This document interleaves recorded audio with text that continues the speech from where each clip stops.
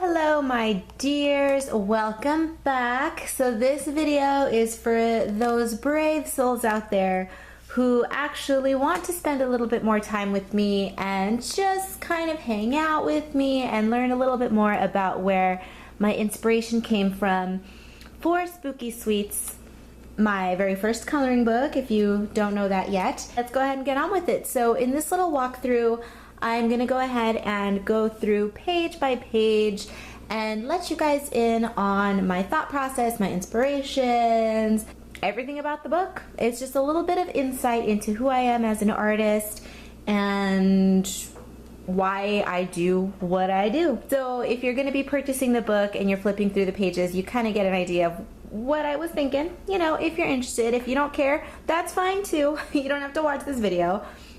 But I know there are some of you who just, you know, go grab a snack, go grab a drink, and just want to hang out and chit chat with me. That's fun. I hope you guys want to do that. I enjoy doing it with you guys. Bentley is down beneath the coffee table squeaking his little squeaky frog. So if you hear squeakies, you're not going crazy. It's Bentley. Okay. So the cover was inspired by classic old school ye old candy shops, the kind that you see in typical Main Street USA, in theme parks and cartoons. The pastel colors, the stripes, and the little awning up here, the little scalloped edge. This is supposed to be indicative of a candy shop awning. And the colors for the cover were inspired by, of course, butter mints, pillow mints, pastel mints. I am a mint head. I love mint anything. Butter mints are in particular my favorite. I know a lot of people hate them because, ew, it's grandma candy. Well, I love grandma candy. I love grandma candy, I love grandma clothing, and I love grandma fragrances. Okay? I'm just a big old grandma trapped inside a young body. Okay? Young-ish. So the cover, as you can see here, has been colored in a slightly unconventional manner. Typically when you see adult coloring books, they are fully rendered, completely colored in beautifully, perfectly, everything within the lines, and just mwah, exquisite. I am not that person. I am not perfectly rendered. I am not exquisite. I am just me. That's all I can offer to the world. And I wanted, okay, let me backtrack a little bit. When I first began coloring the cover, I did start to color her in perfectly. And then I was sitting there thinking, you know, why am I doing this? Just because it's my first coloring book doesn't mean I have to follow what my predecessors have done, because quite frankly, the interior is not necessarily subject matter that I've seen before either. So I'm gonna do it my way, and I'm gonna do it my way. God damn it. So that's what I did. The cover, you can see that there's color splats, coloring outside the lines, because I would like to encourage you guys to, whoa, that's right. Don't be afraid to color outside the lines. If you want to be perfect, excellent. It's gonna look fantastic. If you wanna be messy, equally fantastic, because there are some days when I like to be very precise and other days when I just want to go nuts. I keep my line work very precise, but my coloring very sloppy and messy, so I just wanted the cover to reflect that. You don't necessarily have to do as I do, but this is my book and I'm going to do my book my way. Cover page and page 1. This is, I mean, quite frankly, this is what the book is about. It is spooky, it is sweets, so it's sweet, pastel-y, goth kind of themes. Now, you're not gonna find candy and sweets on every single page, but my inspirations were all very much in the realm of desserts, and I will go through my inspirations when I get to every single page, so you can kind of get an idea of what I'm talking about here. So some are very obvious like this, others are a little bit more abstract. You're gonna see in this page rock candy, peppermint sticks, gummy bears, lollipops, and some adorable tombstones. Here's our cover girl. Again, very much in keeping with the theme of the book. She's kind of gothy, but very feminine and cute and sweet, with a little cupcake with a skull on it. This is the piece that started it all, and as you can see, there's nothing on here that's overtly candy-ish, but when I was creating her, I was thinking about the colors that are in rock candy, and I really wanted to color her in using very bright, obnoxious colors. And then I thought, yeah, I'm gonna put her in the book because she may not look like a piece of candy, but I'm gonna make her look like a piece of candy when I color her. So that's what the thinking went behind this. There's a few little baubles in her hair, which could definitely be interpreted as gumballs or pearls or what have you, but moving on. This piece here, she was inspired by soft serve, which is why you see her swirly hair. But as I was inking her, a spider dropped down from the heavens, more like my ceiling, but a spider literally came just drifting down on its gossamer thread of silk, and it landed on my desk, or on my coffee table. I decided to put a spider on her. Here she is. Her eyes are loosely based on the shapes of jelly beans, so there's that whole abstract element coming in here where you don't necessarily see her eating or holding a lollipop, but her eyes are jelly bean-ish. That's why they're super glossy, and her hair is soft serve. If you're in the mood to not necessarily color candy that day, there are pages in here that will allow you to do that. And this page, clearly it's a cluster of candy with some jelly bats. I love the bats. I think the bats are so cute. They're little jelly bats. Don't you just want to pick one up and just yum, yum, yum, yum, yum? I do. There aren't enough jelly bats in the world. Candy corn, jelly bats, candy swirly, peppermint sticks. Now, this piece, sugar ultimately is poison. Sugar is terrible for you. I know it, you know it, we all know it, but sugar also tastes delicious. So, pros and cons, this is just kind of a tongue-in-cheek, haha, I know sugar's terrible for you, but I also love it, so I'm gonna toss a little sugar is poison kind of PSA in here. So here she is. She's another cute little spooky chick seated on top of an Erlenmeyer flask full of poison. So it could be sugary candy poison. I think I'm gonna go ahead and color this one in with super neon bright colors. Out with the negativity, let's welcome something positive. This is a sweet little candy witch. Now, oh, the negative and the positive. I illustrated this piece while I was watching a documentary on the history of European witch persecution. Not pleasant. But she is pleasant. She's having a good time with her lollipops. Another stack of candy here, rock candy, lollipops, skulls, wrapped hard candy. Milkshakes, you gotta love milkshakes. I'm a sucker for a good classic strawberry malt or strawberry milkshake. I'm super boring when it comes to my milkshakes. Well, when it comes to any of my desserts, really. I don't go for extra frosting or sprinkles or any of that. I like my milkshakes just plain old strawberry. My cheesecake, plain old cheesecake with nothing on it. My donuts, I eat two types of donuts. I eat plain glazed donuts and what are they? Maple donuts. That's it. I don't want any swirls. I don't want any sprinkles. I'm super boring inside. If you took the skulls away, if you took her cat eyeliner away, she would just like look like any generic kind of cutesy cartoon, right? But of course, this is Spooky Sweets and I have to infuse my cute little spookiness into her. So there's a few skulls scattered about. Sugar skull, classic candy skull. Now this piece, if you can see, there's a lot of blank spaces here. I did that intentionally. One thing that I don't really care for when it comes to adult coloring books is the fact that they are so incredibly intricate.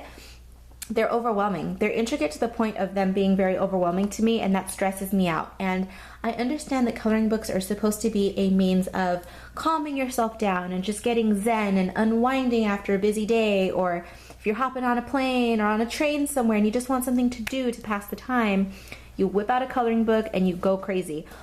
Well, what are the chances of you finishing a full page in a day?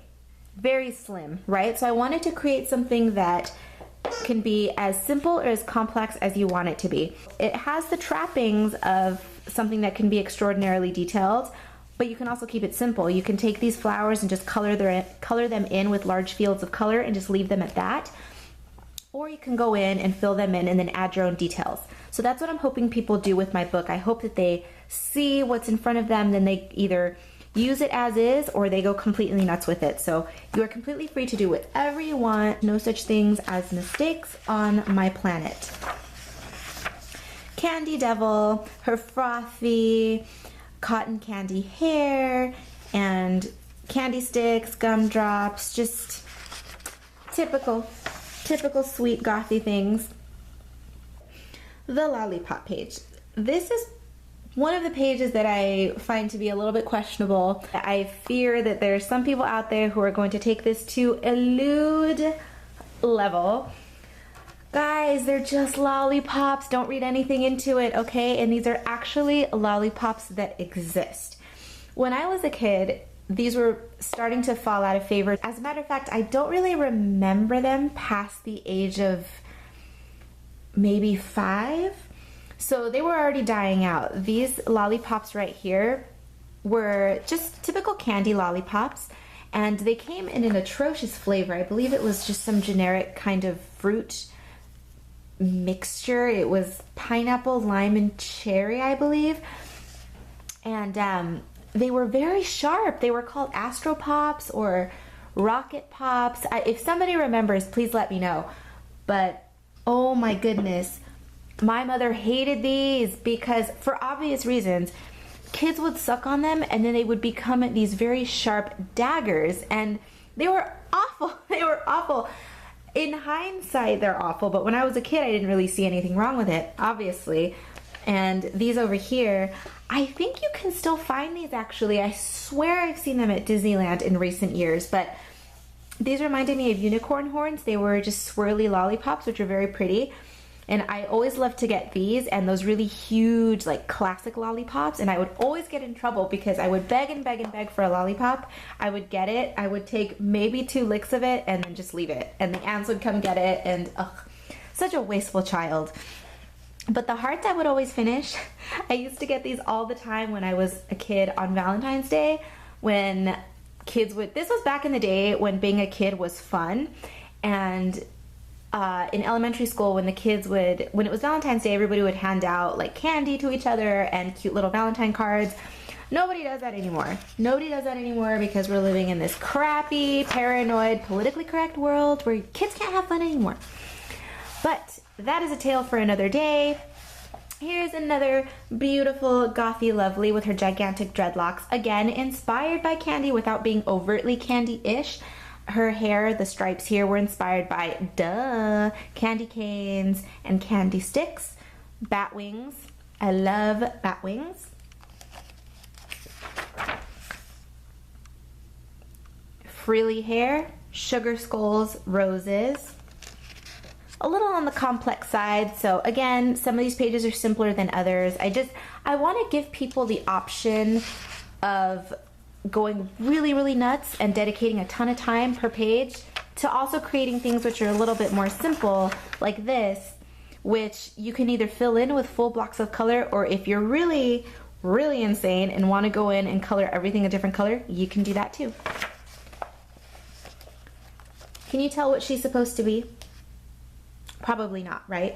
She was inspired by gumball machines, those bulbous machines that have the gumballs inside and they're just so pretty.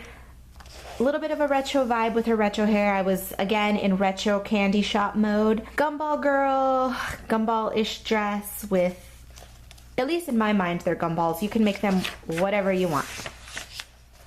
Ice cream needs no introduction. I have consumed ungodly amounts of ice cream and sorbet since moving out to the desert.